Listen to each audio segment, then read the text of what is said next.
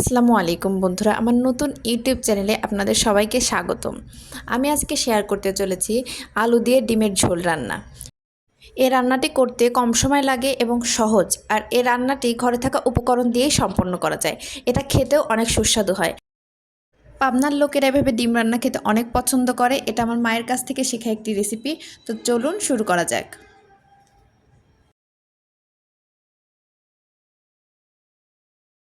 এই রান্নাটি করার জন্য আমাদের ডিম প্রয়োজন হবে। আমি এখানে 4টি ডিম নিয়েছি, আপনারা চাইলে বাড়িয়ে বা কমিয়েও নিতে পারেন।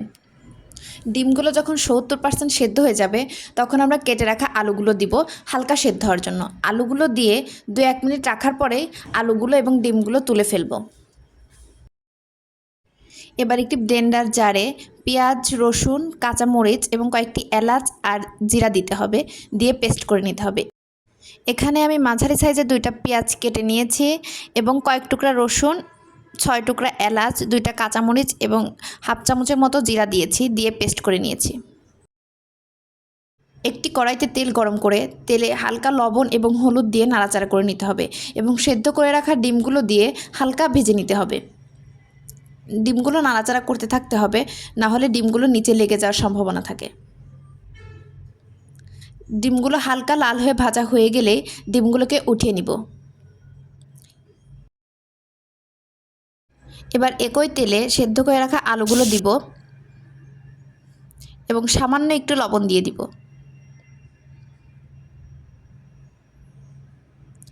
দিয়ে নাড়াচাড়া করে একটু ভেজে নিব।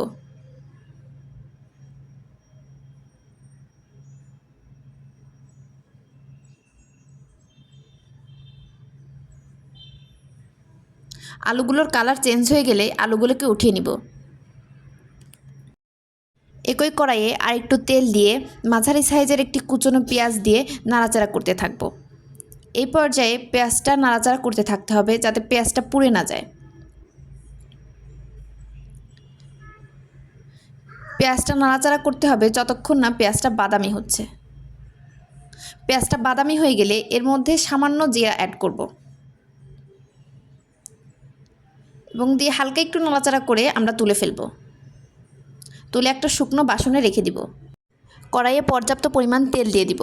তেল গরম হয়ে গেলে এর মধ্যে 1 টুকরা দারচিনি এবং একটা তেজপাতা দিয়ে দিব। এরপর বেটে রাখা মশলাগুলো দিয়ে দিব,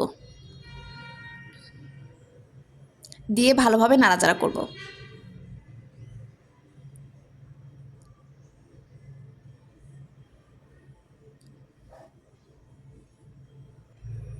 এবার 1 চামচ লবণ দিয়ে দিব, দিয়ে এটাকে একটু নাড়াচাড়া করে এর মধ্যে কুচিয়ে রাখা একটা মাঝারি সাইজের টমেটো দিয়ে দিব। দিয়ে এটাকে ঢাকা চাপা দিয়ে দিব টমেটোটা সেদ্ধ হওয়ার জন্য।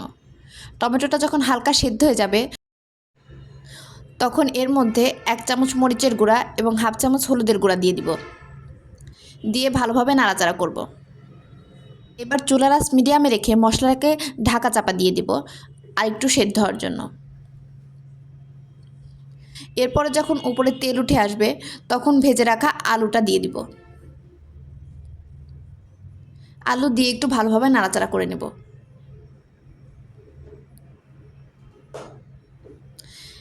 এবার আবারও ঢাকা চাপা দিয়ে দিব আলুটাকে একটু সেদ্ধ হওয়ার জন্য। আলুটা আগেও সেদ্ধ করে রেখেছিলাম, তবে এখন আর একটু সেদ্ধ করে নেব। নাড়াচাড়া করে পরিমাণ মতো পানি অ্যাড করে দিব এবং চুলার আঁচ হাই হিটে দিয়ে রাখব। এবার আগে থেকে ভেজে রাখা পেঁয়াজ আর জিরাটাকে একটা ব্লেন্ডার জারে হালকা পানি দিয়ে ব্লেন্ড করে নেব। ঝোলটা একটু গাঢ় হয়ে গেলে আমরা ব্লেন্ড করা পেঁয়াজ বেরেস্তাটা দিয়ে দিব এবং ভালো করে নাড়াচাড়া করে নেব। নাড়াচাড়া করে 2 মিনিট হাই হিটে জাল করে ভালো করে ফুটিয়ে নেব এবং লবণ চেক করে নামিয়ে নিলে রেডি হয়ে যাবে আমাদের ডিম রান্না। পাবনার লোকেরা এভাবে পেঁয়াজ বেরেস্তা এবং জিরা দিয়ে রান্নাটা করে। আজকের ভিডিওটা আপনাদের ভালো লেগে থাকলে সবাই লাইক, শেয়ার এবং সাবস্ক্রাইব করে আমার পাশে থাকবেন। আল্লাহ হাফেজ সবাইকে।